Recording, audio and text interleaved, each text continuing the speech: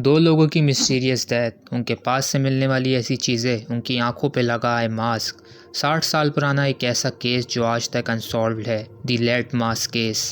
20 अगस्त 1966 एक लड़का ब्राज़ील के एक शहर निटरॉय के करीब एक हिल पर पतंग उड़ा रहा होता है। पतंग उड़ाते उड़ाते उसे कुछ ऐसा दिखता है जो उसने कभी अपने वहमो गुमान में भी नहीं सोचा होगा। पहले तो वो उसे देखने में कोई कचरा लगता है, लेकिन जब वो उसके थोड़ा करीब जाता है तो उसे एहसास होता है जिसे वो कचरा समझ रहा है असल में वो दो इंसानी लाशें हैं। बच्चा फ़ौरन जाकर अथॉरिटीज़ को इन्फॉर्म करता है। जब पुलिस वहां पहुंचती है तो उन्हें चीज़ें कुछ वियर्ड महसूस होती हैं। उन दोनों डेड बॉडीज़ ने एक जैसा ब्लैक फॉर्मल सूट और एक जैसा रेनकोट पहना होता है और उनकी आंखें एक मास्क से कवर्ड होती हैं। और ये कोई नॉर्मल आई मास्क नहीं बल्कि एक लेड मेटल से बना हुआ मास्क होता है। पुलिस को उनके करीब एक नोटबुक भी मिली जिसमें some kind of cryptic instruction mention थी, कुछ इस तरह की। 1630 तय की हुई जगह पर पहुंचो, 1830 कैप्सूल ख़त्म करो, असर होने के बाद मेटल की हिफाजत करो, मास्क के सिग्नल का इंतज़ार करो। अब पुलिस के सामने कई सवालात थे। ये दोनों कौन थे और कहां से आए थे? उनकी आंखें एक लेड मेटल से क्यों कवर थीं? और इस क्रिप्टिक नोट का क्या मतलब है? इन्वेस्टिगेट करने पर पता चला कि इनमें से एक का नाम मिनियोल और दूसरे का नाम मिगल था। इन दोनों का ताल्लुक ब्राज़ील के एक छोटे से टाउन से था और बाय प्रोफेशन वो दोनों एक इलेक्ट्रॉनिक टेक्नीशियंस थे। उन लोगों की फैमिली का कहना था कि वो कुछ इक्विपमेंट खरीदने के लिए सॉ पोलो गए थे, लेकिन रिसीट्स और विटनेसेस के मुताबिक वो नाइटेरियो जाने वाली बस पर सवार हुए थे। वहां पहुंचकर उन्होंने एक जैसा रेनकोट और एक पानी की बोतल खरीदने के बाद सीधा उस हिल की तरफ हाइक करना स्टार्ट कर दी थी। ये लास्ट टाइम था जब उन्हें किसी ने सुना और देखा था।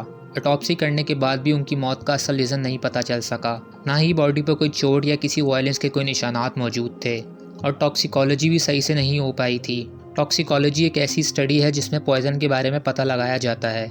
लोड ज़्यादा और लैक ऑफ रिसोर्सेज होने की वजह से डेड बॉडीज़ सही से एग्जामिन ही नहीं हो पाई और बाद में जब दोबारा कोशिश की गई तो उस वक्त तक बॉडीज़ काफ़ी ज़्यादा डिकम्पोज हो चुकी थी, जिस वजह से उनकी मौत का रीज़न आज तक अननोन है।